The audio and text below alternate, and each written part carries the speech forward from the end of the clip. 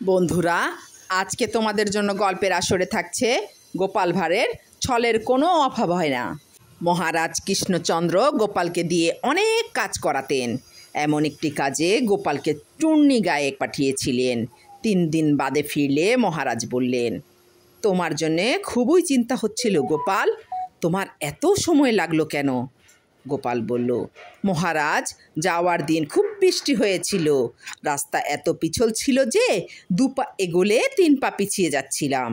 মহারাজ ধমক দিয়ে বললেন, 2 পা এগিয়ে 3 পা পিছলে চূর্ণী গায়ে পৌঁছলে কি করে? গোপাল বলল, খুবই সোজা মহারাজ, আমাকে একটু বুদ্ধি খরচ করতে হলো।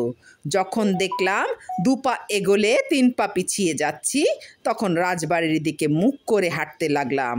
1 পা 1 পা করে পেছোতে পেছোতে একেবারে চূর্ণী গায়ে গিয়ে পৌঁছালাম। মহারাজ বুঝলেন গোপালের সঙ্গে কথায় কোনো দিনও পারা যাবে না। একটা নয়, একটা যুক্তি বের করবেই। দুর্জনের ছলের কোনো অভাব হয় না।